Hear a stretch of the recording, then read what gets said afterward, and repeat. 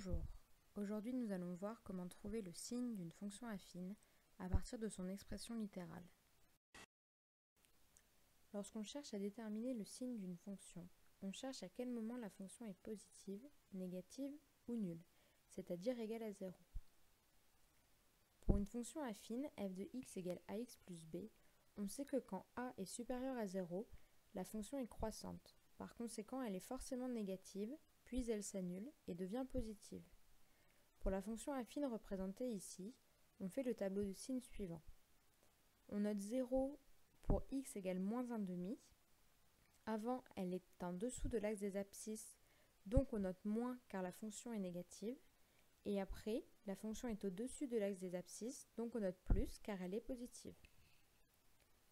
Lorsque a est inférieur à 0, une fonction affine est décroissante, donc elle sera forcément positive, puis négative, et elle s'annule entre les deux. Pour cette fonction, on voit qu'elle s'annule en moins 1,5, car f de moins 1,5 égale 0.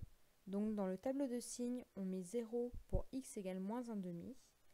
Elle est alors positive entre moins l'infini et moins 1,5, et négative entre moins 1,5 et plus l'infini.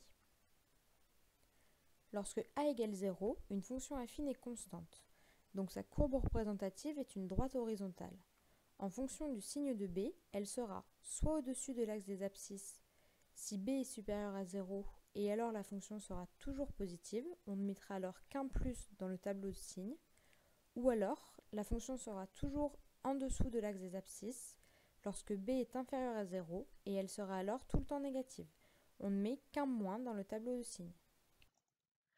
Pour résumer, voici les 4 tableaux de signes que l'on peut avoir pour une fonction affine. Mais du coup, comment peut-on trouver à quel moment la fonction change de signe sans le tracé de la courbe de celle-ci? Je vais vous expliquer à partir d'un exemple. Prenons la fonction f de x égale 3x moins 6. On a a qui est égal à 3, donc qui est plus grand que 0. La fonction est alors croissante, et d'après ce qu'on a vu plus tôt, elle est négative puis positive. Pour trouver à quel moment elle s'annule, on résout l'équation f de x égale 0. Donc 3x moins 6 égale 0. On a alors 3x qui est égal à 6 et x qui est égal à 6 divisé par 3, donc 2. Le tableau de signes de la fonction f est alors le suivant.